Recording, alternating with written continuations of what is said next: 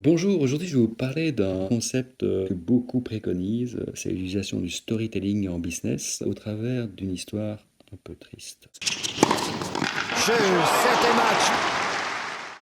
Tout d'abord, un des ingrédients clés en storytelling, c'est ne pas s'approprier le rôle du personnage principal. Mais par contre, vous devez être dans l'histoire, vous, vos produits ou vos services ou vos équipes, vous devez graviter autour du personnage principal pour être à un moment donné le grand sauveur, quelqu'un qui va apporter les clés de résolution pour tous les problèmes que le personnage principal vit. Et ça, c'est un très bon exemple avec Bernard Boileau, puisque lui, il est confronté à deux types de problèmes. Le premier type de problème, en fait, c'est d'être né à un certain endroit. Ça, c'est un truc sur lequel vous n'avez aucune emprise. Vous êtes né là où vous êtes né. Et Bernard Boileau est né dans un milieu ouvrier qui n'était pas le milieu le plus favorable pour réussir en matière tennistique, puisque fin des années 70 et milieu des années 80, c'est encore un sport réservé à une certaine élite et où il faut un petit peu quand même des revenus pour financer le développement d'un talent. Et Boileau va s'en sortir. Il n'a pas besoin d'être accompagné. Il a un talent naturel et sans accompagnement, il va gravir tous les échelons et il va finir numéro 1 national. Et il va maintenir sa place de numéro 1 pendant 8 années. Et les 6 premières années, ce sera un règne sans partage, quoi. Donc on voit qu'à ce moment-là, ben, voilà, il y a un élément sur lequel il n'a pas la main, mais il a résolu ce problème par son talent et par probablement sa détermination. Il y a un deuxième type de problème auquel le personnage principal d'un bon storytelling est confronté, c'est les conséquences de ses propres décisions. Et donc il est responsable à 100%. Et là, naturellement, ben, la clé d'un bon storytelling, c'est d'être spectateur de quelqu'un qui systématiquement, lorsqu'il est en face de plusieurs alternatives, choisit toujours la plus mauvaise et de manière systématique.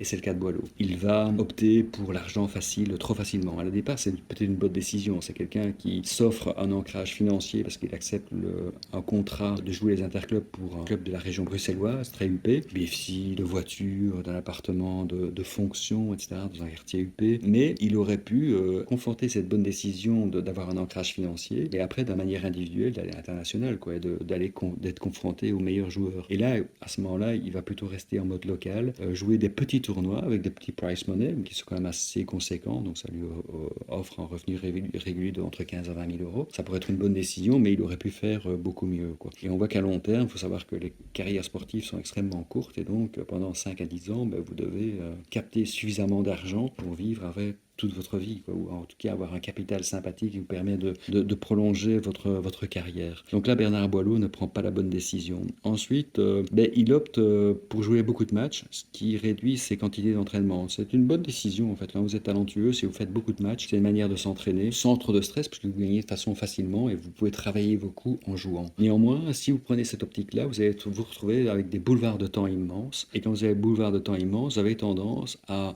pas nécessairement vivre au-dessus de vos moyens, mais à brûler tous vos moyens. Et encore une fois, c'est peut-être pas la meilleure décision lorsqu'on sait que la carrière de rentabilité d'un sportif est extrêmement courte.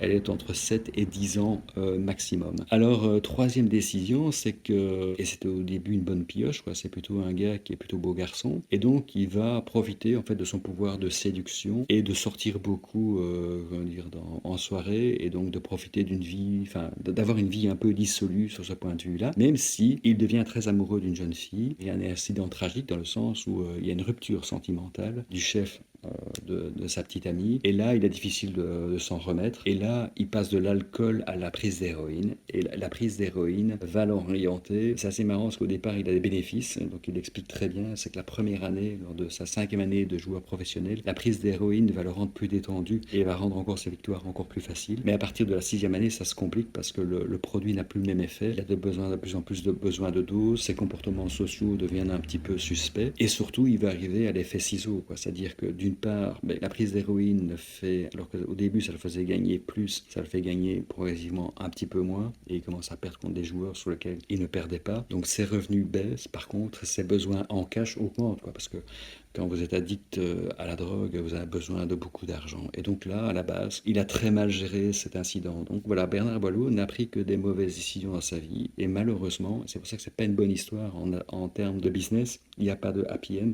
Il n'y a pas quelqu'un qui est venu lui taper sur l'épaule, écoute Bernard, là maintenant il faut que tu te reprennes, je vais t'aider à reprendre ta vie, quoi. Et malheureusement, ça s'est pas arrivé. Et donc, si vous voulez avoir une storytelling réussie d'un point de vue business, mais certainement il faut opter par une histoire qui se termine bien, parce que la personne vous aura écouté, aura utilisé vos produits et ces problèmes seront résolus. Il faut être américain, quoi. Donc, tous les films américains se terminent bien par un happy end. Les cinémas européens, je ne vais pas dire qu'ils sont mal construits, parce qu'ils ont également leur climax, mais en général, la fin est ouverte. La fin est ouverte dans le sens où vous choisissez des gens comme les frères Dardenne ou Luc Besson, ils vous donnent suffisamment d'éléments pour bien comprendre que le personnage a compris et qu'il a pris une décision, vous le savez, mais par contre, vous ne savez pas quelle décision il a pris. Donc ça, c'est pas exploitable d'un point de vue business, puisque encore une fois, il faut que le personnage principal prenne la bonne solution, achetez vos services. À très bientôt. Look, you can't be serious, man. You cannot be serious!